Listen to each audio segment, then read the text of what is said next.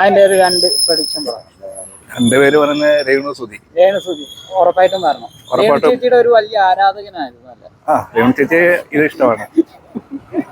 രേണു ചേച്ചി ആരാധിക്കാത്ത ഒരു ദിവസം ബിഗ് ബോസില് രേണുസുതി വരുന്നുണ്ട്. പിന്നെ നമ്മുടെ ഷാരിക ചേച്ചി ആര് വരണം? രേണുസുതി വരണം. രേണുസുതി പറഞ്ഞ ഷാരിക ചേച്ചി വരണം.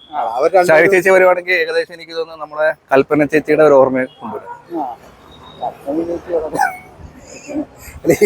ഈ രേണുസുതിയും പിന്നെ ഷാരികയായിരുന്നല്ലേ വൈറലായി തമ്മില് അതിനകത്ത് വരുവാണെങ്കിൽ ഒരു ഈ വർഷത്തെ ബിഗ് ബോസ് എന്നാലും പ്രേക്ഷകർ ഏറ്റെടുക്കും. രേണുസുതി എന്തുമാത്രം ആരാധിക്കുന്നുണ്ട് താങ്കൾ?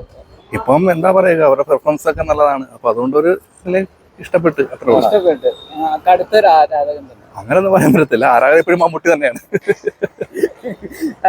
അലൻ ജോസ് പെരേരയെ പോലെ അതിനൊന്നും മിണ്ടരുത്.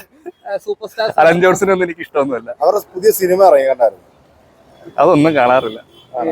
ഭയങ്കര ഹിറ്റാണ് യൂട്യൂബിലല്ല സിനിമ. പിന്നെ അജു അലക്സിന് ഇഷ്ടമാണ്. ചെകുത്താനെ ഭയങ്കര ഇഷ്ടമാണ്. ചെകുത്താൻ ഇഷ്ടം. ചെകുത്താൻ വന്നാൽ കൊള്ളാം. കാരണം ചെകുത്താനെ എനിക്ക് തോന്നുന്നത് ഓൾ കേരളയിൽ തന്നെ ഒത്തിരി ഫാൻസ് ഉള്ള ഇതാണ്. ഈ വർഷത്തെ ബിഗ് ബോസ് ചെകുത്താനും കാട്ടാളനും താടകയും എല്ലാ ഐറ്റങ്ങളെ കൂടെ ഒരു കൂട്ടിക്കൊണ്ട് അടച്ചിടാൻ പോവായിരിക്കും അല്ലെ? ഒരു കൂട്ടിക്കൊണ്ട് അടച്ചിടാൻ പോവാൻ തോന്നുന്നു.